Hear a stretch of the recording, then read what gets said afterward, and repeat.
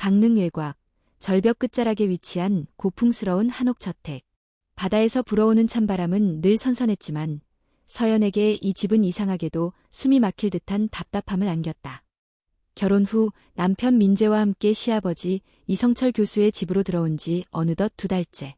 처음엔 고즈넉한 풍경과 전통적인 집 구조에 매료되었지만 시간이 지날수록 설명하기 어려운 불안감이 그녀의 일상을 조금씩 파고들었다. 가장 이상한 점은 매일 아침 시아버지가 직접 내주는 커피였다. 서연아, 오늘도 마셔. 날이 추워지면 따뜻한 커피만 한 게 없지. 그는 늘 부드러운 목소리로 말했다. 겉으론 다정함이 묻어났지만 왠지 모르게 서연은 그 커피가 마냥 편하지 않았다. 처음 며칠은 감사한 마음으로 받아 마셨다.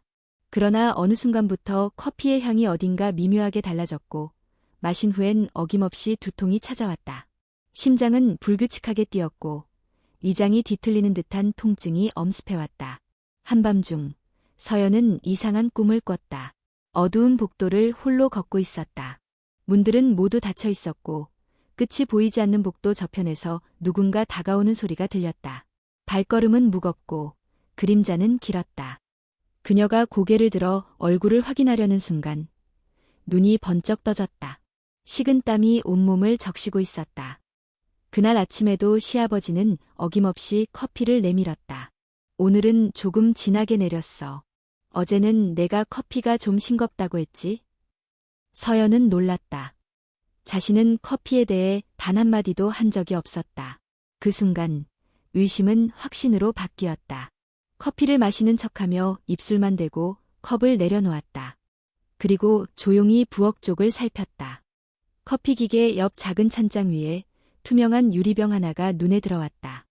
라벨도 없는 그 병 안에는 흰색에 가까운 미세한 가루가 담겨 있었다. 서연은 조심스럽게 병을 내려다보았다. 냄새는 강하지 않았지만 어딘가 약품 냄새 같은 금속성 향이 은은하게 퍼졌다. 그날 밤 서연은 혼자서 핸드폰을 들고 거실에 CCTV 설치 여부를 검색했다. 기자 시절 익혀둔 지식이 쓸모있게 작동하는 순간이었다. 익명의 판매자로부터 초소형 무선 카메라를 구매한 그녀는 일주일 뒤 아무도 모르게 부엌의 벽면 장식 틈에 그것을 설치했다. 며칠간은 아무런 장면도 찍히지 않았다. 하지만 3번째 날 아침, 결정적인 장면이 포착되었다. 카메라 속 영상에서 이성철은 커피를 내리며 잠시 뒤를 돌아보았다. 아무도 없는 걸 확인한 후 서랍을 열고 작은 유리병을 꺼냈다. 그리고는 그것을 아주 조심스럽게 숟가락으로 떠서 컵 안에 넣고 휘저었다. 영상 속 그의 표정은 차분했다. 마치 매일 반복해온 일상처럼 너무나 자연스럽게. 그날 밤 서연은 모든 영상을 백업하여 USB에 담았다. 그리고 가장 믿을 수 있는 사람, 약사인 절친 지은에게 연락을 취했다. 다음 날 카페에서 마주 앉은 지은은 검은색 봉투에 담긴 병을 받아들고 조심스럽게 말했다. 이걸 어디서 구한 건지는 묻지 않을게. 대신 검사해볼게. 결과는 하루 이틀 안에 나올 거야. 서연은 고개를 끄덕이며 창밖을 바라봤다. 노을빛에 물든 강릉의 하늘은 아름다웠지만 그녀의 가슴은 얼음처럼 차가웠다. 며칠 후 지은에게서 연락이 왔다. 서연아, 그거 그냥 커피 첨가물이 아니야. 카페에서 마주 앉은 지은은 손에 쥔 서류를 내밀었다. 서연은 떨리는 손으로 결과지를 펼쳤다. 중금속 성분 검출, 장기 섭취 시간 손상 및 신경계 이상 유발 가능성 있음. 이라는 문장이 굵은 글씨로 박혀 있었다. 지은은 진지하게 말했다. 이건 명백한 독극물이야. 아주 소량씩, 오랜 시간에 걸쳐 축적되면 사람을 서서히 망가뜨릴 수 있어. 서연은 입을 다물었다. 눈앞이 흐릿해졌다. 머릿속에는 단 한 가지 생각만이 떠올랐다. 시어머니도 이 커피를 마셨을까? 그날 밤 그녀는 남편 민재에게 모든 것을 털어놓았다. 영상, 병, 검사 결과, 그리고 자신의 의심까지. 민재는 처음엔 믿지 못했다. 우리 아버지가 그럴 리 없어. 아버지는 평생을 학생 가르치며 살아온 분이야. 하지만 영상 속 장면을 확인한 후 그의 얼굴은 일그러졌다. 눈동자가 떨리고 주먹은 바들바들 떨렸다. 내가 직접 확인할 거야. 엄마의 병원 기록, 사망 원인, 다. 서연은 남편의 손을 잡았다. 우리는 진실을 봐야 해. 진실을 모른 척하면 그건 또 다른 범죄야. 민재는 고개를 끄덕였다. 눈빛은 흔들리고 있었지만 분명히 각성한 눈이었다. 그 순간 두 사람은 동시에 깨달았다. 이제부터 시작이다. 싸움은 아직 끝나지 않았다. 민재는 그날 밤 어머니 김혜숙 여사의 병원 기록을 찾기 위해 낡은 서재 문을 열었다. 책장이 가득한 방 안에는 그가 어릴 적부터 알고 지낸 아버지의 냄새가 그대로 배어 있었다. 묵은 종이, 먼지, 그리고 오래된 가죽책의 향. 서랍 속에 정리된 파일들 사이에서 그는 병원 로고가 찍힌 서류 봉투 하나를 찾아냈다. 봉투 안에는 어머니가 입원했던 당시의 진료 기록과 사망 진단서가 들어있었다. 간 기능 급성 저하, 추정 원인, 알 수 없음. 문장은 단순했지만 그 안에 담긴 공백이 민재의 심장을 얼어붙게 만들었다. 당시 그는 대학원 과제에 파묻혀 있었고 아버지의 말만 믿고 모든 절차를 맡겼다. 어머니는 고통 없이 떠난 줄로만 알았다. 그러나 지금 그 공백은 의심을 증폭시키는 어두운 구멍이었다. 서연은 조심스럽게 물었다. 그때 병원에서 어떤 약물 검사도 하지 않았어? 민재는 고개를 저었다. 아버지가 장례를 서두르자고 했어. 엄마가 힘들지 않게 빨리 보내드리는 게 좋다고. 두 사람은 그날 밤 단 한마디도 더하지 못한 채 각자의 생각에 잠겨 있었다. 하지만 다음 날 그들은 함께 움직였다. 서연과 민재는 강릉중앙병원의 병리과를 찾아가 어머니의 조직 샘플이 아직 보관되어 있는지를 확인했다.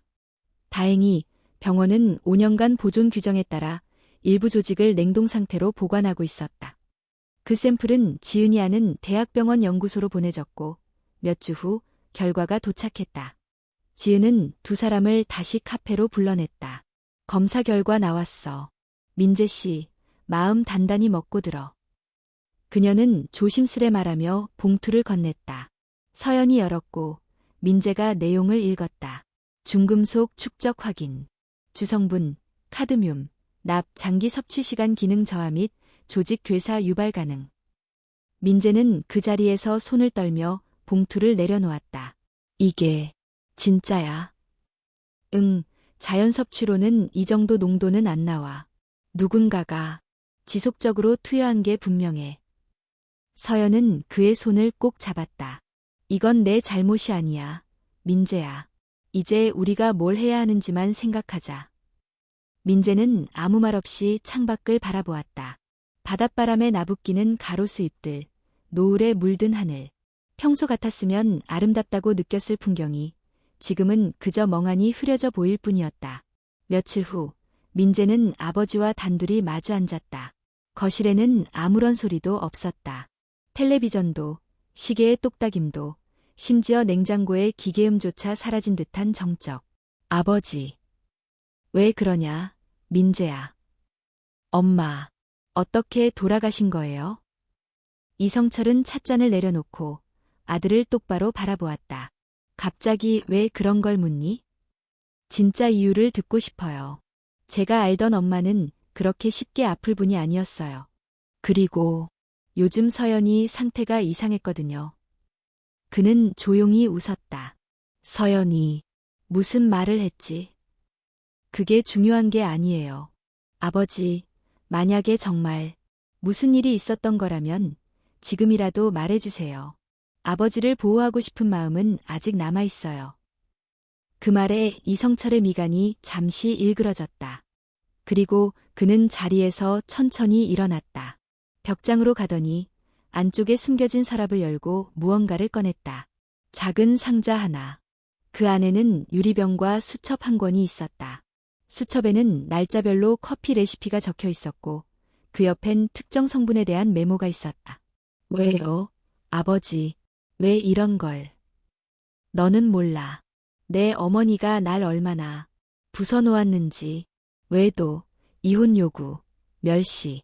나는 그냥 지켜보고만 있었지. 그래서 죽였어요? 그게 사랑이에요? 민재의 목소리가 떨렸다. 이성철은 고개를 끄덕이지도 부정하지도 않았다. 그저 다시 자리에 앉아 커피잔을 들었다. 서연이도 똑같아. 웃는 얼굴, 말투, 눈빛까지 다 똑같아. 나는 같은 실수를 2번 할 수 없었어. 그 순간 민재는 모든 감정이 무너지는 것을 느꼈다. 분노, 슬픔, 배신감. 아버지는 사람이 아니에요. 그는 조용히 자리에서 일어나며 마지막 말을 남겼다. 이젠 법이 판단할 일이에요. 그날 저녁, 민재는 경찰서로 향했다. 모든 증거와 자료, 영상, 검사 결과, 수첩과 유리병까지 제출했다. 박준호 형사는 서류를 읽고 한참을 말없이 앉아있다가 고개를 끄덕였다. 신고 감사합니다. 이건 단순한 가정사건이 아닙니다. 살인 미수이자 고의적 계획범죄에 해당합니다. 그리고 그날 밤 이성철은 체포되었다. 서연은 남편과 함께 침대에 앉아 마주보고 있었다. 우리가 지금 한 선택, 맞는 거겠지? 응, 진실은 아프지만 외면하면 더 큰 상처를 남기니까.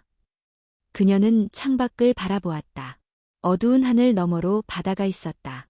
그 바다를 마주하며 그녀는 속으로 다짐했다. 이제부터는 나를 지킬 거야. 나와 우리 아이를. 이성철이 체포된 그날 밤, 서연은 잠을 이루지 못했다. 이불을 덮고 눈을 감았지만 머릿속은 어지럽게 떠도는 생각들로 가득 찼다. 아버지처럼 권위적이고 단단해 보이던 사람도 결국은 자기 안의 고통에 휘청이는 사람이었을까. 하지만 그 고통이 다른 사람의 생명을 빼앗을 이유가 될 수는 없었다. 특히나 그것이 자신과 사랑했던 어머니, 그리고 이제는 자신까지 겨눈 것이라면. 민재는 침대 옆에 앉아 무겁게 숨을 쉬었다. 창밖은 여전히 어두웠고 파도 소리가 희미하게 들려왔다. 그가 조용히 말했다. 엄마가 살아계셨다면 이 모든 걸 어떻게 보셨을까? 서연은 잠시 침묵하다 조심스럽게 말했다. 그분이 어떤 분이셨는지 나 알고 싶어. 그 말에 민재는 고개를 돌려 그녀를 바라봤다. 엄마는 조용한 분이었어. 늘 웃고 늘 가족 먼저 생각했지. 하지만 가끔 방 안에서 혼자 울고 계신 걸 본 적 있어. 어릴 땐 이유를 몰랐는데 지금은 알 것 같아. 서연은 천천히 자리에서 일어났다. 그럼 우리 어머니의 흔적부터 찾아보자. 지금이라도 늦지 않았어. 다음 날 두 사람은 이성철의 서재로 다시 들어갔다. 고서적이 가득한 책장 한가운데 작고 오래된 앨범 하나가 꽂혀 있었다. 1997에서 2004라고 적힌 태그가 붙어 있었다. 서연은 조심스럽게 페이지를 넘겼다. 가족 사진들, 민재가 중학생일 때의 모습, 그리고 젊은 시절의 김혜숙 여사. 사진 속 그녀는 항상 미소를 짓고 있었지만 눈가에는 어딘가 모를 쓸쓸함이 스며 있었다. 그 미소는 완전한 행복이 아닌 참고 견디는 사람의 표정이었다. 앨범 마지막 장에는 한 장의 편지가 끼워져 있었다. 연필로 꾹꾹 눌러 쓴 필체. 봉투에는 민재에게 언젠가라고 적혀 있었다. 민재는 한참을 들여다보다가 봉투를 열었다. 편지는 짧았지만 모든 걸 담고 있었다. 사랑하는 민재야. 언젠가 너도 어른이 되어 세상을 이해할 날이 오겠지. 엄마는 너를 지키기 위해 침묵했단다. 너에게 고통을 물려주고 싶지 않아서. 하지만 기억해줘. 사랑은 통제도, 복수도 아니야. 언젠가 너도 진실 앞에 설 날이 올 거야. 그때 스스로를 잃지 않기를 바란다. 민재는 두 손으로 편지를 꼭 쥐었다. 눈가가 젖었다. 엄마는 다 알고 계셨어. 하지만 참으셨어. 나 때문에. 서연은 그의 어깨를 감싸 안았다. 지금이라도 내가 엄마의 진심을 알아서 다행이야. 며칠 뒤 강릉경찰서에서 연락이 왔다. 검찰로 사건이 송치되었고 재판 일정이 조율 중이라는 소식이었다. 박준호 형사는 민재와 서연을 만나 추가 자료가 필요한지를 확인했다. 영상 자료와 독극물 성분, 병리학적 검사까지 모두 확보됐습니다. 다만 재판에서 증언이 필요할 수 있습니다. 서연은 고개를 끄덕였다. 증언하겠습니다. 숨지 않을 거예요. 박 형사는 잠시 망설이다가 물었다. 이성철 씨는 아직 자백하지 않았습니다.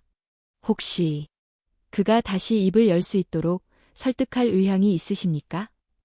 민재는 단호하게 말했다. 그건 이제 법의 목이에요. 며칠 후 민재는 장례식장이 있는 납골당을 찾았다. 어머니가 안치된 자리 앞에 무릎을 꿇었다. 서연은 그 뒤에 조용히 섰다. 엄마, 정말 미안해요. 너무 늦게 알았어요. 하지만 이제라도 진실을 밝혀내서 엄마를 기억하는 방식이 올바르기를 바라요. 묵념 후 그들은 함께 돌아섰다. 계단을 내려오던 중 민재가 조용히 말했다. 서연아, 나도 많이 흔들렸었어. 아버지를 믿고 싶었고 믿는 게 편했으니까. 하지만 이제는 우리가 함께한 선택이 옳았다고 느껴. 서연은 미소 지었다. 진실은 때로 잔인하지만 그걸 감추는 거야말로 더 큰 죄야. 그날 밤 서연은 노트북을 열었다. 기자 시절의 감각이 되살아나고 있었다. 그녀는 이번 사건을 기록으로 남기기로 결심했다. 피해자이자 생존자로서, 그리고 언젠가 아이에게 이 진실을 이야기해줄 엄마로서 글을 쓰기 시작했다. 나는 매일 아침 한 잔의 커피로부터 시작되는 공포 속에 살았다. 하지만 진짜 두려운 건 커피가 아니라 침묵이었다. 우리는 때로 사랑이라는 이름으로 진실을 외면하고 가족이라는 이유로 정의를 미룬다. 그러나 나는 알게 되었다. 진실은 누군가의 목숨을 구하고 정의는 누군가의 영혼을 되살린다는 것을. 창밖의 어둠 속에서 파도 소리는 여전히 출렁였다. 하지만 이번에는 그 소리가 어딘가 위로처럼 느껴졌다. 서연은 글을 저장하며 조용히 말했다. 끝까지 가보자. 재판당일 아침, 강릉지방법원 앞은 유난히 싸늘했다. 10월 말의 바람은 뺨을 스치며 초조함을 더욱 짙게 만들었다. 서연은 짙은 베이지색 코트를 여며 입고 법정 안으로 천천히 걸음을 옮겼다. 민재는 말없이 그녀의 손을 꼭 잡고 있었다. 법정 안에는 기자들과 방청객들이 이미 자리 잡고 있었다. 가족 간의 살인 미수 사건은 언제나 대중의 시선을 끌었다. 더군다나 피고가 전직 대학 교수라는 점, 피해자가 며느리였다는 사실은 사람들의 이목을 집중시킬 수밖에 없었다. 피고석에 앉은 이성철은 여전히 단정했다. 검은 양복, 똑바로 세운 등, 고요한 눈빛. 하지만 그의 시선은 끝내 민재나 서연을 향하지 않았다. 마치 자신은 이 자리에 있어야 할 사람이 아니라는 듯 모든 것을 외면하고 있었다. 재판이 시작되었다. 담당 판사는 중년의 여성 판사였고 목소리는 단호하고 간결했다. 피고인 이성철은 중금속 물질을 이용해 며느리인 피해자 서연에게 장기간에 걸쳐 독극물을 투여한 혐의로 기소되었습니다. 또한 피해자의 사망한 배우자 김혜숙 씨 또한 유사한 경로로 사망했다는 정황이 제시되었습니다. 검사는 증거를 제시하기 시작했다. 영상 파일, 유리병, 검사 결과서, 그리고 김혜숙의 병리학적 보고서. 법정 스크린에 재생된 영상 속 이성철이 커피잔에 미세한 가루를 넣는 장면에서 방청석 일부에서는 탄식이 새어나왔다. 검사의 말이 이어졌다. 이 피고는 자신의 며느리에게 사랑이라는 명목으로 죽음을 가까이 두려했습니다. 그리고 아내에게는 복수라는 이름으로 장기적인 독사를 감행했습니다. 이 행위는 명백한 계획범죄입니다. 변호인은 반론했다. 피고인은 정신적 트라우마와 극심한 피해의식 속에서 판단력을 잃었습니다. 이는 계획적 범죄가 아닌 심리적 왜곡의 산물이며 치료가 병행되어야 할 사안입니다. 서연은 증인석에 올라섰다. 판사는 그녀를 바라보며 물었다. 피해자 서연 씨, 피고와의 관계 및 당시 상황에 대해 진술해 주십시오. 서연은 숨을 깊게 들이마셨다. 제가 처음 커피의 이상함을 느낀 건 결혼 후 몇 주가 지나서였습니다. 처음엔 감기 증상인 줄 알았지만 나중에는 매일 아침 커피를 마신 후 머리가 어지럽고 이가 아팠습니다. 그러다 우연히 커피의 향이 미묘하게 달라졌다는 걸 깨달았고 영상 촬영을 시도했습니다. 그 영상 속에서 저는 시아버지가 제 커피에 어떤 가루를 넣는 장면을 목격했습니다. 그 순간 저는 제 어머니가 될 수 있었던 시어머니 김혜숙 씨의 죽음이 단순한 병이 아니었음을 직감했습니다. 그녀는 침착하게 말했다. 울지 않았고 격하지도 않았다. 단지 조용히 사실을 말했다. 그것이 그녀가 싸운 방식이었다. 민재 역시 증인석에 섰다. 아버지는 평생 냉정하고 엄격하신 분이었습니다. 어머니가 돌아가신 후 그분은 점점 더 통제적이고 고립적인 사람으로 변해갔습니다. 제가 그 사실을 알아차리지 못한 채 아내를 위험 속에 두었다는 사실이 지금도 마음을 무겁게 짓눌러 옵니다. 하지만 지금 이 자리에서만큼은 제 가족이 정의 앞에 바로 서야 한다고 생각합니다. 방청석은 조용했다. 누구도 말을 하지 않았다. 숨소리조차 억제되는 긴장감 속에서 판사가 마지막 질문을 던졌다. 피고 이성철, 진술할 기회입니다. 지금이라도 말하고 싶은 게 있습니까? 이성철은 침묵을 지켰다. 잠시 후 그가 입을 열었다. 나는 믿고 싶지 않았습니다. 내가 사랑했던 여자가 나를 부정한 것도, 내 아들까지 내게 등을 돌렸다는 것도, 그녀는 나를 죽였어요. 서서히. 내 자존심, 내 믿음, 내 인간성을. 그래서 나도 똑같이 되갚으려 했습니다. 그게 전부입니다. 법정 안은 얼어붙었다. 그의 말은 참회가 아니었다. 이해도, 반성도 아니었다.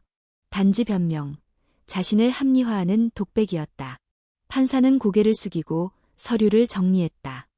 그리고 조용히 판결을 고지했다. 본 재판부는 피고가 계획적으로 중금속을 이용하여 가족을 해하려 한 점, 그리고 전혀 반성의 기미가 없는 점을 고려하여 피고에게 무기징역을 선고합니다. 법망은 그를 벗어나지 않았다. 그 순간 민재는 조용히 눈을 감았다.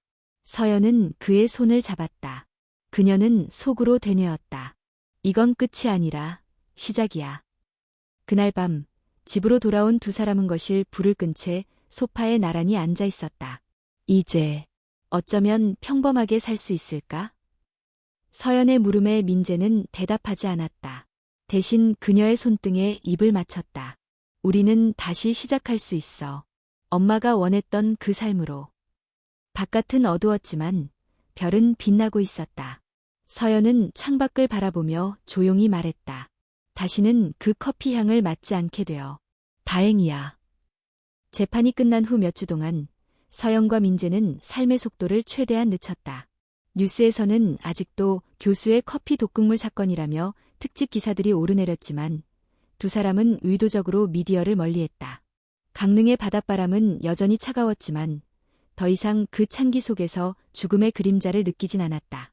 집안에는 커피향 대신 따뜻한 보리차 냄새가 퍼지기 시작했다. 아침엔 민재가 직접 따뜻한 죽을 끓였고 저녁이면 둘이 나란히 앉아 책을 읽거나 음악을 들었다. 하지만 서연은 알 수 없는 불안을 완전히 떨쳐낼 수 없었다. 그날 재판에서 이성철이 남긴 마지막 말 때문이었다. 나는 똑같이 되갚으려 했습니다. 그게 전부입니다. 그 말은 그저 끝맺음이 아니었다. 무언가 아직 남아있다는 예감. 복수가 끝나지 않았다는 듯한 찜찜한 여운. 민재는 한동안 연락을 끊었던 회사에 복귀할 준비를 시작했다. 서연은 그런 남편을 조용히 응원하면서도 혼자 있는 시간이 늘어날 생각에 내심 긴장되었다. 그녀는 외출을 자제했지만 주기적으로 심리 상담을 받기 위해 강릉심리센터를 방문했다. 상담사는 그녀에게 안정적인 루틴을 유지할 것과 자신의 목소리를 매일 기록하라는 과제를 내주었다. 그래서 서연은 일기처럼 매일 글을 썼다. 때로는 종이에, 때로는 노트북에, 어떤 날은 휴대폰 메모장에. 글은 길지 않았지만 분명하고 솔직했다.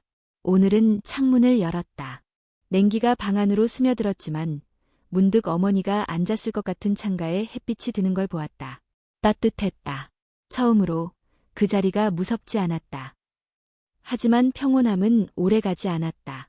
어느 날 아침, 서연은 문 앞에 놓인 작은 상자를 발견했다. 택배인지 누가 두고 간 건지 알 수 없었다. 겉면에는 이름도 주소도 없었다. 경비실에 확인해도 CCTV에 잡힌 장면은 없었다고 했다. 불안한 마음에 그녀는 상자를 조심스럽게 열었다. 안에는 흰색 도자기 잔 한 개가 들어있었다. 그 옆에는 짧은 메모가 있었다. 마시지 않아줘서 실망이야. 서연은 그 자리에 주저앉고 말았다. 온몸에 소름이 돋았다. 그 문장은 누가 보더라도 특정한 의미를 내포하고 있었다. 그였다. 혹은 그를 따르는 누군가. 그날 저녁, 민재는 퇴근 후 곧바로 경찰서로 향했다. 박준호 형사를 다시 찾아가 모든 상황을 설명했다. 가능성은 두 가지입니다. 박 형사는 차분하게 말했다. 교도소 내에서 편지나 지인을 통해 위협을 이어가고 있을 수도 있고, 혹은 전혀 새로운 인물이 배우일 수도 있어요. 그는 지금 독방에 있지 않나요? 민재가 물었다. 면회는 제한적이고 서신은 검열을 거칩니다. 하지만 간혹 감시망을 빠져나가는 경우도 있습니다. 박 형사는 깊은 한숨을 쉬었다. 이성철 씨 같은 사람은 자신이 끝났다는 걸 쉽게 인정하지 않습니다. 지배하고 통제해야만 존재의 의미를 느끼는 타입이죠. 민재는 이를 악물며 말했다. 어떻게든 막아야 합니다. 서연은 이제 겨우 삶을 회복하려 하고 있어요. 며칠 후 서연은 다시 정신과를 찾았다. 이번엔 다른 감정을 말해야 했다. 불안, 두려움, 그리고 다시 밀려드는 통제받는 느낌. 그 사람은 감옥에 있어요. 그런데도 저는 아직 갇힌 것 같아요. 그 메모 한 줄이 다시 저를 묶어버렸어요. 상담사는 고개를 끄덕이며 말했다. 그건 정상적인 반응입니다. 트라우마는 물리적 거리보다 심리적 거리에서 시작됩니다. 당신의 내면이 다시 안전하다고 느끼기까지는 시간이 필요해요. 하지만 언제까지 이렇게 떨며 살아야 하죠? 그 메모가 당신의 삶을 다시 빼앗도록 허락하지 마세요. 두려움을 느끼는 건 자연스럽지만 그 감정에 끌려가지 않는 것이 당신의 싸움입니다. 그날 밤 서연은 노트북을 켰다. 이번에는 일기가 아니라 기사 형식으로 글을 쓰기 시작했다. 가상의 인물, 가상의 도시. 그러나 진실은 문장마다 살아 숨쉬었다. 사랑은 통제의 이름이 아니며 복수는 정의가 될 수 없다. 사랑했던 사람에게 독을 주입하는 행위는 무엇으로도 포장될 수 없다. 우리는 감정의 이름으로 저지르는 죄악에 얼마나 무뎌져 있는가. 글을 마친 후 그녀는 손을 떼지 않고 화면을 바라봤다. 창밖에서는 바람이 창틀을 두드리고 있었다. 여전히 차가운 가을. 하지만 그녀는 알고 있었다. 이 침묵 속에도 작은 싸움은 계속되고 있다는 것을. 그녀는 메모장을 꺼내 짧게 적었다. 그가 다시 오려 한다면 이번에는 내가 준비되어 있을 것이다. 서연은 그날 이후 외출을 줄이고 집에서 머무는 시간이 많아졌다. 하지만 단지 숨어 지내는 건 아니었다. 그녀는 노트북 앞에 앉아 문서를 정리하고 사건 기록과 관련 법률, 심리학 자료를 하나씩 수집하고 있었다. 그녀는 더 이상 단순한 피해자가 아니었다. 그녀는 이제 진실을 기록하는 자, 살아남은 증언자였다. 민재는 회사를 휴직했다. 지금은 옆에 있어야 할 시간이라며 서영과 함께 메일을 보내기로 했다. 두 사람은 매일 산책하고 매주 상담을 받고 서로의 마음을 다시 맞춰가고 있었다. 그러던 어느 날 경찰서에서 연락이 왔다. 서연 씨 앞으로 교도소에서 발신된 편지가 한 통 더 도착했습니다. 박준호 형사는 조심스럽게 설명했다. 이전 메모와는 다른 필체입니다. 하지만 내용은 분명히 특정한 메시지를 내포하고 있어요. 편지는 검은 봉투에 담겨 있었고 겉면에는 수신인의 이름도 없었다. 단지 흰 종이에 기계로 인쇄된 짧은 문장 하나. 창문을 열면 다시 볼 수 있을 거야. 박 형사는 깊은 숨을 내쉬었다. 이건 단순한 위협이 아니라 행동을 유도하는 메시지입니다. 특정한 위치에서 뭔가를 확인하라는 암시일 수도 있어요. 혹시 누가 보냈는지 확인됐나요? 아직은요. 송신 주소는 교도소 맞지만 내부에서 누가 발송했는지는 단정할 수 없습니다. 이성철 본인이 아닌 다른 수감자나 외부인이 도왔을 가능성도 있죠. 민재는 화가 치밀었지만 감정을 누르고 말했다. 저희 집 안전은 괜찮은가요? 당분간 순찰을 강화하고 집 주변 CCTV도 저희가 함께 점검하겠습니다. 하지만 개인적인 방어도 필요해요. 그날 저녁, 민재는 집 곳곳의 창문을 점검하고 도어락 비밀번호를 변경했다. 서연은 거실의 조명을 조금 더 밝게 설정했다. 공간이 환해지면 마음도 덜 흔들릴 수 있을 것 같았다. 하지만 문득 서연은 아버지 방, 지금은 잠겨있는 이성철의 서재가 떠올랐다. 그 방은 재판 이후로 단 한 번도 열리지 않았다. 법적으로도 증거물 압수가 끝난 후 다시 조사되지 않았다. 그러나 그녀는 계속해서 그 문이 마음 한구석을 찌르고 있다는 걸 느끼고 있었다. 그 방, 들어가 볼까? 민재는 놀란 표정으로 그녀를 보았다. 괜찮겠어? 지금 아니면 나중에도 무서울 것 같아. 두 사람은 함께 방 앞에 섰다. 민재가 열쇠를 돌리자 오래된 경첩 소리와 함께 문이 천천히 열렸다. 서재는 재판 전 모습 그대로였다. 정리된 책장, 닫힌 커튼, 깔끔하게 정돈된 책상. 하지만 모든 것이 이상할 만큼 의도적으로 정돈된 느낌이었다. 서연은 천천히 책장을 훑었다. 대부분은 고전 문학과 철학서, 심리학 이론서였다. 하지만 책장 아래쪽, 다른 책들과 색깔이 다른 단행본이 눈에 띄었다. 그녀는 그 책을 꺼내 들고 표지를 넘겼다. 표지 안쪽에 접힌 종이가 끼워져 있었다. 편지는 손글씨였다. 하지만 그것은 김혜숙 여사의 필체였다. 당신이 나를 그렇게까지 증오할 줄 몰랐어요. 나는 단지 자유롭고 싶었어요. 당신의 집착이 우리를 파괴하고 있다는 걸 왜 몰랐나요? 이 편지는 민재가 언젠가는 보게 될 거예요. 그 아이만큼은 나처럼 무너지지 않기를 바랍니다. 민재는 그 자리에 얼어붙었다. 자신이 몰랐던 혹은 외면해왔던 어머니의 절규가 담긴 편지였다. 엄마가 이 편지를 여기 숨겨두셨던 거야. 서연은 조용히 민재의 등을 다독였다. 그 방 안의 공기는 차가웠지만 마음은 서서히 끓고 있었다. 다음 날 서연은 편지를 복사해 박준호 형사에게 전달했다. 아마도 이것도 유서가 될 수 있을 거예요. 적어도 어머니가 얼마나 두려워했고 무엇을 피하려 했는지 말해주는 문서니까요. 박 형사는 고개를 끄덕였다. 감사합니다. 이 편지는 심리적 증거로도 중요한 자료가 될 수 있습니다. 하지만 한 가지 더 확인할 게 있어요. 그는 책상 서랍에서 사진 한 장을 꺼냈다. 이 인물 기억하시나요?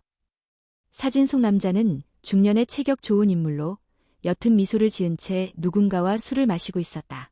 배경은 오래된 카페였다. 이 사람은? 이성철이 과거 교수 시절에 가장 자주 만났던 외부 인물 중 하나입니다.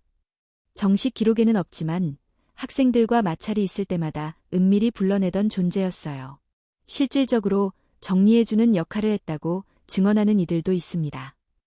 민재가 불쾌한 얼굴로 물었다. 그럼 지금도 활동하고 있다는 거예요? 최근 추적 결과 그가 강릉에 다시 나타났습니다. 그리고 이상하게도 서연 씨 댁 근처 CCTV에 2번 포착됐습니다. 그 말에 서연은 심장이 쿵하고 내려앉았다. 이성철이 감옥에 있어도 그의 손은 아직 바깥에 살아 움직이고 있었다. 그날 밤 창밖에선 다시 찬바람이 불고 있었다. 커튼을 걷은 창문 너머로는 멀리 가로등 불빛이 흔들렸다. 서연은 노트북을 열고 마지막 문장을 남겼다. 사람이 무서운 이유는 그들이 사라진다 해도 흔적은 남기기 때문이다. 그리고 어떤 흔적은 살아있는 자보다 더 선명하게 따라온다. 그녀는 조용히 노트북을 덮었다. 다음 날 더 강해지기 위해 그날 밤 민재는 서재에서 나와 현관문 앞에 서 있었다. 그의 눈빛은 예전과 달랐다. 복수나 분노가 아닌 무언가를 결정한 사람의 침착함이 담겨 있었다. 경찰이 말한 그 사람. 이름이 뭐라고 했지? 서연은 잠시 머뭇거리다가 대답했다. 한도균. 50대 초반. 전직 사설 경호원. 지금은 연락처도 사라졌고 주소지도 허위인 것으로 나왔대. 민재는 고개를 끄덕이며 휴대폰을 꺼냈다. 내가 직접 찾을 수 있을지도 몰라. 아버지 서재에서 그 사람 이름이 언급된 메모를 찾았어. 강릉 근처 태성 찻집이라는 곳에서 자주 만났다고 돼 있더라. 서연은 그의 손을 잡았다. 위험할 수 있어. 혼자 가지 마. 나도 이제는 지켜야 할 사람이 있어. 그냥 도망치는 건 더 이상 의미 없어.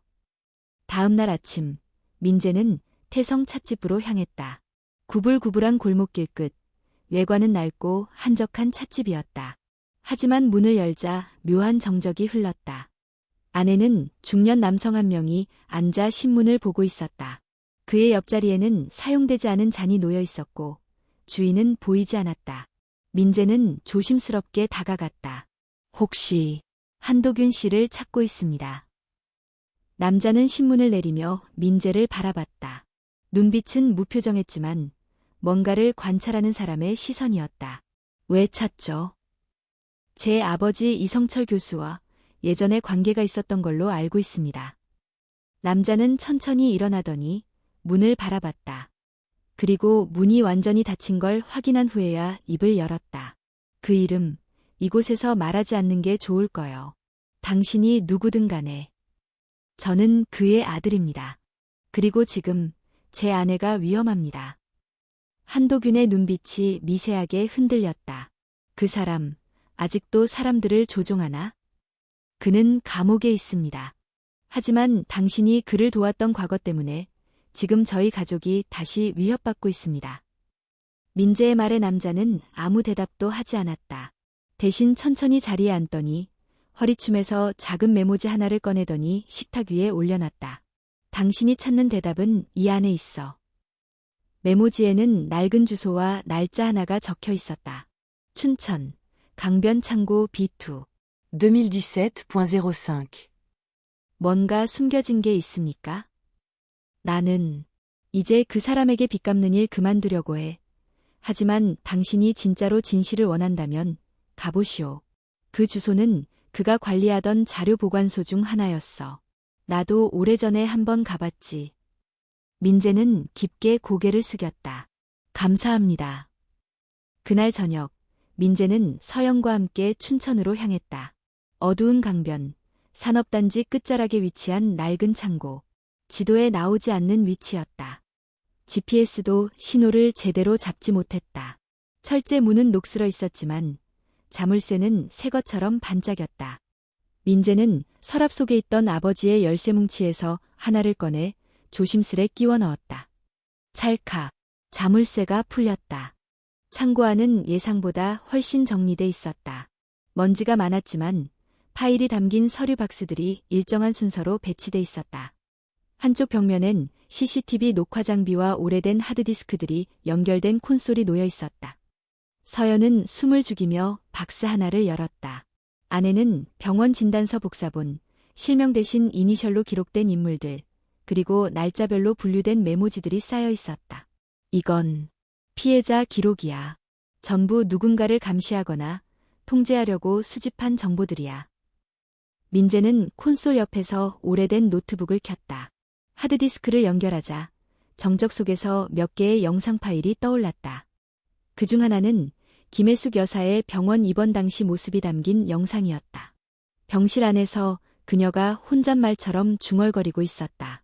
민재야, 넌 아무것도 모르면 좋겠다. 이 집은 사랑이라는 이름으로 사람을 가두는 곳이야. 서연은 입을 틀어막았다. 그 영상 속 목소리는 살아있었다. 숨이 붙어 있었고 절망 속에서 누구보다 간절했다. 이걸 증거로 제출해야 해. 이건 단순한 사건이 아니라 장기간에 걸친 정신적 구속과 조종의 기록이야. 민재는 고개를 끄덕였다. 아버지는 감옥에 있지만 그의 그림자는 아직 지워지지 않았어. 우리가 해야 할 일은 그 그림자까지 없애는 거야. 춘천에서 돌아오는 길, 두 사람은 말이 없었다. 하지만 침묵 속에서 이상하게도 서로에 대한 믿음은 더욱 단단해지고 있었다. 집에 도착하자 현관 앞에는 또 다른 메모가 놓여 있었다. 이번에는 글자가 달랐다. 기록은 진실을 밝히지만 진실은 모두를 구원하지는 않아. 서연은 조용히 메모를 찢어버렸다. 이제는 이 말들에 흔들리지 않아. 진실은 누군가를 구원하지 못할 수 있어도 나 자신은 지킬 수 있어. 민재가 그녀를 안았다. 우리는 끝까지 가는 거야. 어떤 그림자라도. 창밖에선 바람이 다시 불기 시작했다. 하지만 이번에는 그것이 두려움이 아니라 앞으로 나아가는 신호처럼 느껴졌다. 이틀 뒤 서영과 민재는 춘천에서 확보한 자료를 경찰에 제출했다. 박준호 형사는 영상과 서류들을 하나하나 확인한 뒤 무겁게 고개를 끄덕였다. 이건 단순히 가족 간의 불화나 개인적 관계라고 치부할 수 있는 수준이 아니에요. 이성철은 오랜 시간 동안 철저하게 사람들을 조작하고 감시하고 통제해왔습니다. 심지어는 그것을 자산화해서 필요할 때 사용하는 방식으로 시스템화했군요. 민재가 묻는다. 그게 무슨 뜻이죠? 자산화요? 피해자들의 약점을 데이터화해서 협박하거나 끌어들이거나 버리는 겁니다. 예전 제자 중 하나는 교수 추천서를 받고 싶어서 그 사람의 지시에 따라 다른 학생을 밀어냈다고 증언했어요. 서연은 치를 떨었다. 이건 사이비 종교나 다를 바가 없어요. 박 형사는 책상 너머로 한 장의 문서를 내밀었다. 문제는 여기서부터예요. 이성철과 가장 자주 접촉했던 몇몇 인물들이 아직 사회 각계각층에서 활동 중입니다. 특히 이 사람, 유명한 심리상담가 최진수 박사. 사진 속 중년 남성은 언론에 자주 등장하는 얼굴이었다. 사회적 약자를 위한 멘토, 정신건강 캠페인의 얼굴. 하지만 그의 이름이 이성철의 비밀 장부에 16번 이상 등장한다는 사실이 문제였다. 최 박사는 이성철과 함께 심리실험이라는 명목하에 다수의 피실험자를 대상으로 사적인 조작을 행한 정황이 있습니다. 정신적 지배력, 트라우마 유도, 선택적 기억 삽입 등 인간의 의식을 실험 대상으로 삼은 것이죠. 서연은 입을 틀어막았다. 지금까지 우리가 맞서온 건 단순한 개인이 아니라 하나의 조직이었다는 거네요. 민재는 이를 악물었다. 그렇다면 더는 숨길 수 없게 만들어야 합니다. 세상에 다 공개해야죠. 그날 밤 서연은 다시 글을 쓰기 시작했다. 이번엔 처음으로 실명을 거론하고 있는 그대로의 사건을 드러냈다. 그녀는 망설이지 않았다. 자신의 이름도 이성철의 이름도 그리고 최진수 박사의 이름도 가감없이 적었다. 글의 마지막은 이렇게 끝났다. 우리는 모두 알고 있다. 악은 언제나 웃는 얼굴을 하고 다가온다는 것을. 하지만 더 중요한 건 그 웃음 뒤에 숨어있는 침묵을 외면하지 않는 용기다. 이야기를 끝까지 읽은 당신이 침묵을 선택하지 않기를 바란다. 그녀는 글을 익명 블로그에 업로드했다. 단 한 줄의 홍보도 하지 않았지만 하루가 지나기 전 글은 SNS에서 퍼지기 시작했다. 강릉 독극물 사건의 진실이라는 해시태그 아래 수많은 사람들이 댓글을 달았다. 그 중에는 나도 저 사람에게 상담을 받았다. 나도 이상한 실험에 참여했었다는 사람들도 있었다. 민재가 화면을 보며 중얼거렸다. 이게 시작이야. 드디어 그의 얼굴 뒤에 숨겨졌던 진실이 세상에 드러나기 시작했어. 하지만 그날 밤 그들은 또 하나의 경고를 받았다. 문 앞에 놓인 또 다른 상자. 이번에는 작은 USB 하나가 들어있었다. USB를 노트북에 꽂자 화면에는 한 인물의 영상이 재생되기 시작했다. 그 남자는 카메라를 바라보며 웃고 있었다. 서연 씨, 민재 씨 오래간만입니다. 저는 최진수입니다. 감히 말씀드리건대 당신들은 아주 위험한 선택을 하셨어요. 영상은 계속됐다. 세상은 진실로만 움직이지 않습니다. 때로는 믿음이, 때로는 이미지가, 때로는 조작된 신뢰가 모든 걸 결정하죠. 당신들이 아무리 진실을 들춰도 이 시스템은 무너지지 않습니다. 왜냐고요? 이미 모두가 알고도 묵인하고 있으니까요. 서연은 차가운 얼굴로 영상의 재생을 멈췄다. 이건 협박이 아니라 절망을 유도하는 거예요. 민재는 눈빛을 굽혔다. 하지만 이제 우린 두렵지 않아. 넌 우리의 약점을 알았을지 몰라도 지금은 우리가 너의 진실을 쥐고 있어. 박준호 형사는 영상 파일을 분석하며 말했다. 이건 우리가 더 크게 움직여야 한다는 신호입니다. 언론, 검찰, 시민단체, 이제는 이들을 하나로 묶어야 해요. 이성철의 범죄를 가능하게 했던 구조, 그리고 그의 동조한 세력을 뿌리까지 드러낼 수 있도록. 그는 긴박한 얼굴로 이어 말했다. 단, 이건 위험할 수 있습니다. 더 이상은 단순한 가족 사건이 아니라 시스템 전체를 흔드는 일이 될 수도 있어요. 서연은 조용히 대답했다. 이미 처음부터 저희는 생명을 걸고 이 싸움을 시작했어요. 뒤로 물러날 이유가 없습니다. 며칠 후 K방송사의 탐사보도팀이 서연에게 연락을 취했다. 그녀의 글을 읽고 직접 인터뷰를 요청한 것이었다. 서연은 조심스럽게 고개를 끄덕였다. 조건이 있어요. 피해자들의 신원은 철저히 보호해주세요. 그리고 이건 누군가의 복수극이 아니라 사회적 경고로 보도되길 원해요. 기자는 고개를 깊게 숙였다. 저희도 그게 이야기의 핵심이라고 생각합니다. 인터뷰 날 스튜디오 안에 앉은 서연은 카메라 앞에서 조용히 입을 열었다. 저는 죽을 뻔했습니다. 믿었던 사람에게 사랑이라는 이름으로요. 그리고 저는 이제 그 사랑을 다시 정의하려고 합니다. 보호하는 것이 사랑입니다. 숨기는 것이 아니라. 그 순간 그녀의 목소리는 더 이상 흔들리지 않았다. 누군가의 며느리도 누군가의 피해자도 아닌 자기 자신의 이름을 가진 사람으로. 탐사보도 인터뷰가 방송되자 대한민국 사회는 요동치기 시작했다. 방송은 가족의 얼굴을 한 범죄, 침묵 뒤에 감춰진 실험이라는 타이틀로 송출되었고 그 속에서 서연은 이름을 밝히지 않은 채 자신의 목소리로 증언을 전했다. 매일 아침 커피 한 잔이 누군가의 삶을 조종하는 도구가 될 수 있다는 사실을 상상해 본 적 있나요? 그녀의 첫마디는 사람들의 마음을 사로잡았다. 언론은 빠르게 이 사건을 주목하기 시작했고 관련 인물들의 과거 행적과 커넥션이 수면 위로 드러났다. 가장 먼저 무너진 건 최진수 박사였다. 그가 주관하던 심리연구소는 순식간에 폐쇄되었고 복수의 내부 고발자가 등장하며 그가 여러 심리 상담 케이스에서 환자들을 의도적으로 조종하거나 데이터를 외부에 유출한 정황이 밝혀졌다. 서울중앙지검은 곧바로 수사에 착수했고 서연과 민재는 두 번째 증인 신분으로 검찰에 출석했다. 그들은 그동안 수집해온 모든 자료, 영상, 편지, 이성철의 비밀 창고에서 발견한 파일들을 상세하게 제출했다. 검사 앞에서 서연은 조용히 말했다. 이건 단순한 독극물 사건이 아닙니다. 이건 한 인간의 통제 욕망이 어떻게 사회적 구조 안에서 용인되고 확장되고 묵인되었는지에 대한 기록입니다. 민재는 덧붙였다. 이성철은 감옥에 갔지만 그의 시스템은 여전히 살아있습니다. 저희는 그것까지 끝내야 합니다. 며칠 후 검찰의 요청으로 국정감사 청문회가 열렸다. 민재는 참관석에 앉아 있었고 서연은 증언대에 섰다. 국회의원들의 질문은 날카로웠고 한편으로는 매우 정치적이었다.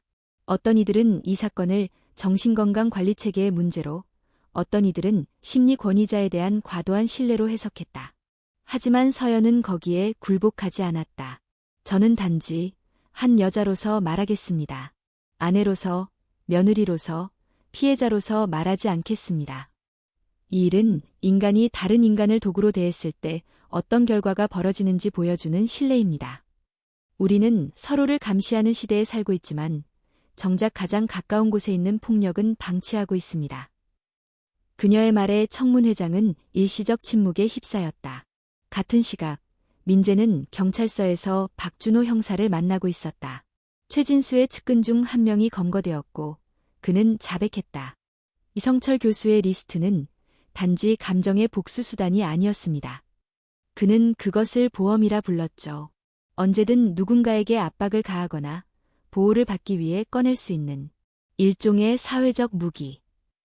민재는 그 말을 듣고 분노를 억누르기 힘들었다. 사람의 약점을 보험이라 부른다고요? 그건 협박입니다. 맞습니다. 그래서 저희는 그 자료 전부를 확보하고 현재 디지털 포렌식 팀과 함께 모든 피해자 식별 작업에 들어갔습니다. 필요한 경우 보호 조치도 시행할 예정입니다. 그 사람들 다 구할 수 있을까요? 우린 최대한 해보겠습니다. 하지만 그중 일부는 이미 삶을 송두리째 흔들린 채 살아가고 있습니다. 이번 사건은 한 사람을 처벌하는 것으로 끝날 수 없습니다. 문화, 교육, 법률, 의료 모든 시스템의 각성이 필요합니다. 밤늦게 집으로 돌아온 서연과 민재는 현관문을 열기 전 서로의 눈을 마주쳤다. 오늘도 잘 싸웠어. 민재가 말했다. 응, 내일도 싸울 거야.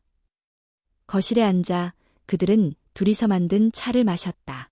커피가 아닌 생강차였다. 몸을 따뜻하게 해주는 것, 그것이 그들에게는 평화의 상징이 되어가고 있었다.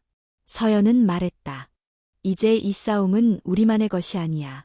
많은 사람들이 같이 목소리를 내기 시작했어. 어떤 댓글을 봤는데 이런 말이 있었어. 나는 이제 누군가의 웃는 얼굴 뒤에 숨겨진 권력을 의심할 용기를 배웠습니다. 라고. 민재는 고개를 끄덕였다. 정말 많은 사람들이 이 사건을 자기 이야기처럼 듣고 있구나. 그만큼 모두가 어딘가에서 한 번쯤 통제당해본 경험이 있었던 거겠지. 그게 가족이든 상사든 사회든. 그들은 창밖을 바라보았다. 어둠은 여전히 깊었지만 그 어둠 안에 작은 불빛들이 켜져 있는 듯했다. 뉴스 속보 자막이 화면 하단을 흘렀다. 최진수 박사, 검찰 송치, 이성철 사건 연루 혐의 인정. 서연은 조용히 중얼거렸다. 이제 마지막 한 고비가 남았어. 우리가 이걸 시작했지만 끝은 더 많은 사람들과 함께해야 해. 다음 날 그녀는 방송국에서 마지막 인터뷰를 진행했다. 이번에는 실명으로. 저는 강서연입니다. 그리고 이제 제 이야기를 더는 숨기지 않겠습니다. 카메라가 돌아갔고 조명 아래에서 그녀의 얼굴은 더 이상 두려움이 아닌 확신으로 가득했다. 진실은 때때로 늦게 도착하지만 반드시 도착합니다. 그리고 저는 그 도착을 기다리는 모든 사람에게 말하고 싶습니다. 여러분은 혼자가 아닙니다. 민재는 모니터 뒤에서 그 모습을 지켜보았다. 그는 자신이 살아오며 가장 강한 사람을 지금 보고 있었다. 그 사람은 아내이자 생존자였고 진실의 이름을 가진 한 사람, 서연이었다. 방송 이후 서연의 인터뷰는 수많은 뉴스 채널과 SNS에서 재생되었고 전국 각지에서 나도 피해자입니다. 라는 고백들이 터져나왔다. 일부는 과거 이성철의 강의를 들은 학생이었고 일부는 최진수 박사의 상담을 받았던 내담자였다. 정부는 곧바로 심리상담 윤리 재정립 TF를 구성하고 민간 자격증 제도의 전면 재검토에 착수했다. 사회는 조금씩, 그러나 분명히 흔들리고 있었다. 그 변화의 한가운데 서연은 있었다. 몇 주 후 이성철은 교도소 내에서 다시 검찰 소환을 받았다. 새로 드러난 조직적 공모 정황과 함께 과거 은폐된 사건들까지 재수사에 들어갔기 때문이다. 형사법정은 또다시 조용히 사람들로 가득 찼다. 피고석에선 그는 더 이상 단정한 교수의 얼굴이 아니었다. 야윈 얼굴에선 광기보다 피로가 먼저 드러났다. 검사는 조용한 어조로 말했다. 이성철 피고인은 단지 독극물 투약의 범죄자일 뿐만이 아닙니다. 그는 지배를 신념처럼 여겼고 타인의 삶을 연구 대상처럼 다뤘으며 이를 통해 사적인 목적을 이뤄왔습니다. 이 법정은 그런 행위에 다시 한번 법의 엄정함을 선언해야 합니다. 이성철은 그 말에도 아무런 반응이 없었다. 그러나 한순간 청중석의 누군가가 조용히 일어나 그의 이름을 불렀다. 이성철. 모두가 고개를 돌렸다. 그곳엔 중년의 여성이 서 있었다. 그녀는 마이크 없이 단호한 목소리로 말했다. 나는 당신의 첫 번째 상담자였습니다. 15년 전 당신은 내 말을 듣지 않았고 나를 조롱했고 나의 상처를 연구재료로 바꿨습니다. 당신의 말 한마디로 나는 10년 동안 고통 속에 살았습니다. 법정은 정적에 잠겼고 그녀는 덧붙였다. 하지만 이제 저는 괜찮습니다. 당신 없이도 살아갈 수 있습니다. 그 말은 법의 언어가 아닌 인간의 선언이었다. 그 순간 이성철의 어깨가 아주 미세하게 떨리는 것이 보였다. 그날 밤 서연과 민재는 조용히 동의 바닷가에 앉아 있었다. 해가 지고 붉은 노을이 수평선을 따라 퍼지고 있었다. 다 끝난 걸까? 민재가 조용히 물었다. 서연은 고개를 저었다. 아니, 법적인 건 끝났을지 몰라도 사람들의 마음속엔 여전히 질문이 남아있어. 우리는 그 질문에 끝까지 답할 수는 없겠지만 적어도 시작은 했어. 그녀는 작은 노트를 꺼내어 읽었다. 나는 두려워하지 않기로 했다. 두려움은 통제를 낳고 통제는 폭력을 낳는다. 진짜 강함은 서로를 지배하는 것이 아니라 함께 버티는 데 있다. 민재는 그녀의 손을 꼭 잡았다. 우린 잘 버텼어. 그리고 이겨냈어. 서연은 바람을 느끼며 미소 지었다. 맞아. 커피 향으로 시작된 악몽이었지만 지금은 그 향조차 내 편이 된 것 같아. 그 순간 그녀는 뜨거운 차 한 잔을 꺼냈다. 진한 로즈마리 향이 퍼졌다. 그 향은 이제 더 이상 공포의 냄새가 아니었다. 몇 달 뒤 서연은 대학 강단에 섰다. 이번엔 강연자 자격이었다. 주제는 가장 가까운 폭력, 가장 조용한 통제였다. 그녀는 학생들에게 말했다. 우리는 늘 명확한 악을 경계하지만 가장 위험한 악은 웃고 있는 얼굴 뒤에 숨은 선의의 가장일지도 모릅니다. 때론 부모, 때론 스승, 때론 연인일 수도 있죠. 한 학생이 손을 들었다. 선생님, 그럼 우리는 누구도 믿지 말아야 하나요? 서연은 천천히 고개를 저었다. 아니요. 우리는 믿어야 해요. 다만 맹목적인 믿음이 아니라 확인 가능한 신뢰를요. 질문하는 용기, 그게 우리를 지키는 첫 번째 방패입니다. 그리고 1년 후 서연은 한 권의 책을 출간했다. 침묵의 잔, 웃는 얼굴 뒤의 독. 출간 첫 주, 베스트셀러 1위. 언론은 그녀를 침묵의 고발자라 불렀다. 하지만 그녀는 그렇게 생각하지 않았다. 그녀는 다만 자신의 목소리를 되찾았을 뿐이었다. 그리고 그렇게 말할 수 있게 된 것, 그 자체가 그녀의 승리였다. 집으로 돌아온 서연은 민재와 함께 마당에 물을 주고 있었다. 작은 화단엔 로즈메리와 라벤더가 자라고 있었다. 우리 아이가 태어나면 여기서 뛰어놀게 될 거야. 민재가 말했다. 응, 그리고 커피를 마시게 된다면 꼭 내가 직접 볶은 걸로. 서연은 웃었다. 민재는 장난스럽게 말했다. 그건 너무 쓴 거 아냐? 쓴 것도 삶이야. 하지만 내가 준다면 그건 안전하니까. 그들은 서로를 바라보며 웃었다. 그리고 어딘가에서 또 하나의 새벽이 시작되었다. 그것은 고요한 평화였고 진실의 이름을 부르는 아침이었다.